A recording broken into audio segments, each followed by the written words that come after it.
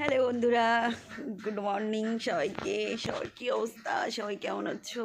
সকাল সকাল উঠে রেডি হয়ে গেছি। আর দেখো সকালের ওয়েদারটা এত সুন্দর থাকে, তোমাদেরকে কী বলি। এখন পুরো রেডি হয়ে গেছি। এখন জাস্ট দেখো চুলটা এত সুন্দর হয়ে গেছে আগের থেকে, কী বলবো।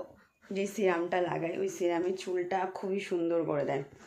তো যাই হোক, সকাল সকাল ঘুম থেকে উঠে আর তো বাড়ি থাকা হবে না, 2 দিন ছুটি, তার মধ্যে পায়ের মধ্যে লেগেছে। এই দেখো, এটা নিয়ে ঘুমিয়েছিলাম রাতের বেলা, তো শরীরটা খুব ক্লান্ত লাগছে।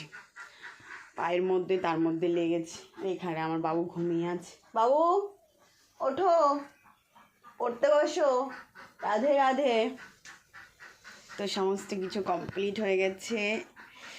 আমি এখন রেডি হব, রেডি হয়ে বেরাবো।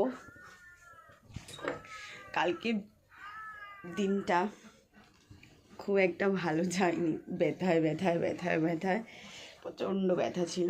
তো যাই হোক, সবার সময় ভালো কাটুক, সুন্দর কাটুক। সামনে নতুন বছর, নতুন বছরে পুরনো সমস্ত কিছু ভুলে গিয়ে নতুন বছরে নতুন করে সবাই শুরু করো।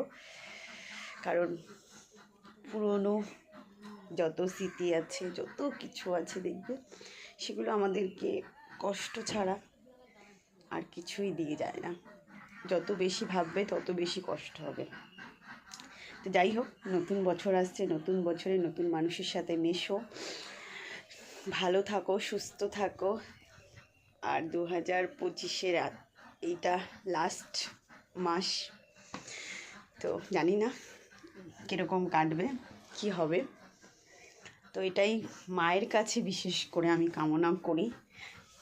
এই যে আমার মায়ের কাছে আমি বিশেষ করে কামনা করি যে 2025টা তাড়াতাড়ি চলে যাক, আর 2026-এ জানি সবার জন্য ভালোবাসা এবং সুস্থতা সমস্ত কিছু মা দেয় আর সবাইকে ভালো রাখে।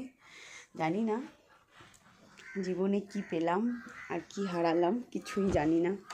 যেটুকু করতে পেরেছি মায়ের আশীর্বাদে, সবথেকে বড় জিনিস তোমার মায়ের আশীর্বাদে কষ্টটাকে পার করেছি, এতগুলো বছর পার করে দিয়েছি। বুঝতে পারিনি কবে সেই ছোট্ট আমার ছেলেটাকে নিয়ে একা একা জীবনটা কতটা দূর এগিয়ে এসেছে।